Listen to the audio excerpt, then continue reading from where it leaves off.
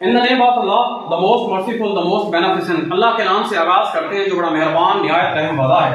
दरूद पाक हज़रत मोहम्मद मुस्तफ़ा सल्लल्लाहु अलैहि वसल्लम की ज़ात पर जो वजह तख्लीक़ कायनात हैं, जिनकी वजह से ये कायनात सजाई गई। आज का जो हमारा टॉपिक है वो present perfect continuous. Present perfect continuous tense को हम कहते हैं ऐसा टेंस है जो उन जुमलों के ज़ार के लिए इस्तेमाल होता है जो जुमले माजी में शुरू हुए थे और अभी भी जारी हैं। माजी में शुरू हुए थे और अभी भी जारी हैं। उनका कुछ पोर्शन जो है कंप्लीट हो चुका है, कुछ हिस्सा उनका कंप्लीट हो चुका है और कुछ हिस्सा अभी भी जारी है। फेल हाल मुकम्मल जारी, रहा है, रही है, रहे हैं वगैरह, और वक्त दिया जाता है इन जुमलों में। उर्दू के जुमलों के अंदर रहा है, रही है, रहे हैं आता है और वक्त भी साथ में ऐड होता है। या हम ये कह सकते हैं ता रहा है, ती रहे हैं, ते रहे हैं। वो 2 घंटे से काम कर रहा है या काम करता रहा है, वो 3 घंटे से काम कर रहा था, हम 4 घंटे से ये काम कर रहे हैं, वो सुबह से ये काम कर रहे हैं। तो वक्त भी दिया जाता है और जारी वाला टेंस भी होता है। इसको हम नाम देते हैं प्रेजेंट परफेक्ट कंटीन्यूअस टेंस। याद रखिएगा इस टेंस का कनेक्शन भी पास्ट के साथ होता है। पास्ट एंड प्रेजेंट कॉम्बिनेशन मैंने ऊपर लिखा है यहाँ पे। पास्ट एंड प्रेजेंट कॉम्बिनेशन का मतलब क्या है? पास्ट एंड प्रेजेंट कॉम्बिनेशन का मतलब ये है कि ये टेंस भी पास्ट में ही स्टार्ट हुआ था, अभी भी वो जारी है, प्रेजेंट के अंदर आगे जारी है। फॉर एग्जांपल हम बात करें तो हम 10 साल से इस कॉलेज के अंदर लेक्चरर के तौर पे काम कर रहे हैं, यानी 10 साल पहले हमने ये काम स्टार्ट किया था और अभी भी हमारा ये काम जारी है। हम 10 साल से यहाँ पे पढ़ रहे हैं या पढ़ा रहे हैं, हम 5 घंटे से ये काम कर रहे हैं। It means we have started this work before 5 hours. 5 घंटे पहले हमने ये काम शुरू किया था और अभी भी ये काम क्या है? जारी है। तो इसके लिए जो टेंस इस्तेमाल करते हैं उसे हम प्रेजेंट परफेक्ट कंटीन्यूअस टेंस कहते हैं। इसमें हैज बीन और हैव बीन आता है।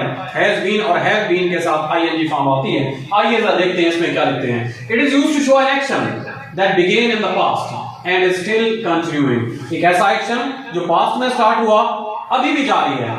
Some portion of the action has completed।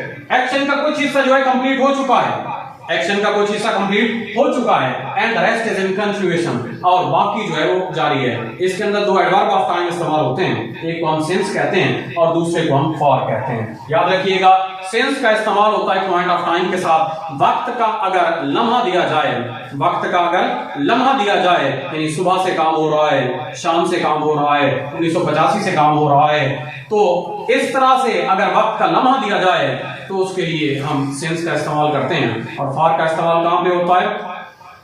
For का इस्तेमाल होता है ड्यूरेशन ऑफ टाइम के लिए। ड्यूरेशन ऑफ टाइम को अगर हमने मेंशन करना हो तो ड्यूरेशन ऑफ टाइम के लिए हम फॉर का इस्तेमाल करते हैं। जरा इसकी एग्जांपल देखते हैं। फॉर में कहां से है? सिंस की एग्जांपल कौन सी है? फॉर एग्जांपल यहां पर लिखा हुआ है since we use since for the point of time. Sunday, since Sunday हम कह सकते हैं, सिंस 3 o'clock कह सकते हैं, सिंस मॉर्निंग कह सकते हैं, सिंस इवनिंग कह सकते हैं, since 1985 and since January. For we use for when we have to show duration of time।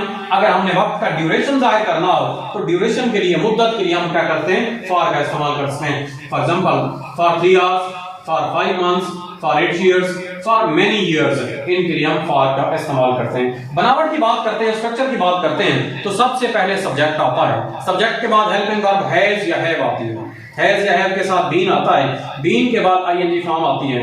Verb की पहली फॉर्म के साथ आईएनजी फॉर्म लगाते हैं। वर्ब की पहली फॉर्म को आईएनजी में कन्वर्ट करते हैं। आईएनजी के बाद जो है क्या आता है हमारे पास? आईएनजी फॉर्म के बाद जो है ऑब्जेक्ट आती है। ऑब्जेक्ट के बाद जो है सिंस और फॉर आता है और सिंस और फॉर के बाद वक्त दिया जाता है। इस तरह से इसकी जो सादा जुमलों की बनावट हो जाती है। अगर हम सवालिया बनाना चाहें तो हेल्पिंग वर्ब हमें पता है, जैसे मैंने आपको पहले भी बताया हुआ है कि सादा जुमलों को जब भी सवालिया में कन्वर्ट करते हैं या नेगेटिव में कन्वर्ट करते हैं, मनफी बनाने की कोशिश करते हैं, नफी बनाने की कोशिश करते हैं, तो हेल्पिंग वर्ब को करते हैं, हेल्पिंग वर्ब को टारगेट करते हैं। हेल्पिंग वर्ब को टारगेट कीजिए, हेल्पिंग वर्ब को उठाइए और स्टार्ट में लिख दीजिए, जुमला सवालिया बन जाएगा। हेल्पिंग वर्ब को दरमियान में रहने दीजिए, उसके बाद नॉट लगा दीजिए, जुमला नफी में कन्वर्ट हो जाएगा।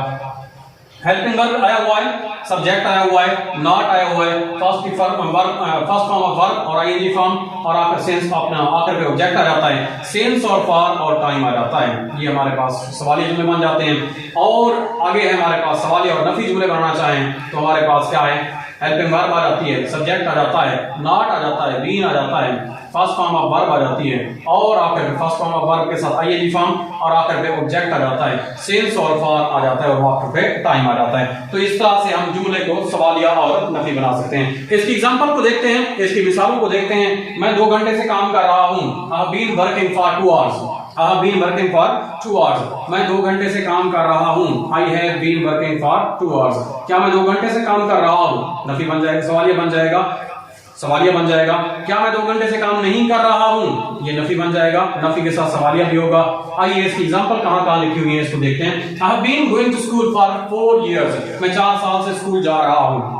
I have been going to school for 4 years. I have not been going to school for 4 years. इसको अगर हमने नफी बनाना है तो है के बाद नॉट लगा देंगे। I have not been going to school for 4 years या 3 days.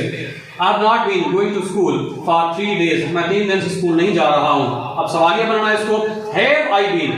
हेल्पिंग वर्ब को स्टार्ट में ले आएंगे। Have I been going to school since morning? क्या मैं सुबह से स्कूल जा रहा हूँ? Have I not been going to school since for 5 days? क्या मैं 5 दिन से स्कूल नहीं जा रहा हूँ? She has been working since 2 o'clock. वो 2 घंटे से 2 बजे से काम कर रही है। Since 2 o'clock, वो 2 बजे से काम कर रही है। गौर से देखिएगा, 2 बजे से, ऊपर 5 डेज था, 5 डेज था, इसके साथ हमने फॉर लगाया, 2 बजे की बात हो रही है तो हम सिंस लगा रहे हैं यहाँ पर। अगर इसी जुमले को हमें नेगेटिव में कन्वर्ट करना है, she has not been working since 2 o'clock, वो 2 बजे से काम नहीं कर रही है। Has she been working since 2 o'clock? क्या वो 2 बजे से काम कर रही है? जुमला सवालिया हो जाएगा। Has she not been working since 2 o'clock? सवालिया और नफी बनाने के लिए Has she not been working since 2 o'clock? क्या वो 2 बजे से काम नहीं कर रही है? She has been playing since 4 o'clock. वो 4 बजे से खेल रही है। She has been playing since 4 o'clock. वो 4 बजे से खेल रही है। She has not been playing since 4 o'clock. सवालिया बना दिया, नफी बना दिया इसको। She has not been playing since 4 o'clock. वो 4 बजे से नहीं खेल रही है। सवालिया बना दिया, Has she been playing since 4 o'clock? क्या वो 4 बजे से खेल रही है? और इसका जो है आखिरी जुमला, Has she not been playing since 4 o'clock? क्या वो 4 बजे से नहीं खेल रही है? तो इसका इस्तेमाल देखते हैं। अभी आपने मिसालें देखी, वो 2 घंटे से काम कर रहा है, सादा जुमला। वो 2 घंटे से काम नहीं कर रहा है, नफी जुमला। क्या वो 2 घंटे से काम कर रहा है? वो हमारे पास हो जाएगा, नफी वाला जुमला हो जाएगा। ये इस तरह से हम आगे देखते हैं इसका, क्योंकि उसके इस्तेमाल कहां होता है। नंबर 1 जो इसका इस्तेमाल होता है, action that started in the past and is still in continue. एक ऐसा एक्शन जो माजी में शुरू हुआ था, माजी में स्टार्ट हुआ था, अभी भी वो जारी है, तो उस एक्शन के लिए हम क्या इस्तेमाल करते हैं? प्रेजेंट परफेक्ट कंटीन्यूअस टेंस इस्तेमाल करते हैं। I have been teaching English for 10 years। मैं 10 साल से अंग्रेजी पढ़ा रहा हूँ। Nadeem has been helping the poor for 7 months। Nadeem 7 महीनों से गरीबों की मदद कर रहा है। Daniyal has been working hard since January. Daniyal जनवरी से मेहनत कर रहा है। Shayan has been playing the piano since 2 o'clock। Shayan जो है 2 बजे से पियानो चला रहा है। तो ये आई होप सो टेंस आपको क्लियर हो चुका होगा। वोकैबुलरी सेशन है हमारा। आइए वोकैबुलरी को देखते हैं। आज के वोकैबुलरी का सेशन क्या है, इसमें कौन कौन से वर्ड हैं। हमारे पास वर्ड है एब्रीविएट। एब्रीविएट को डेफिनेशन करते हैं, डिफाइन करते हैं। To use short and form of anything, any word. किसी भी चीज को, किसी भी वर्ड को शॉर्ट कर देना है, किसी भी वर्ड को छोटा कर देना है, एब्रीविएट कर देना। एब्रीविएट। कंडेंस सिनोनिम आ जाता है abridge. Antonym lengthen and extended.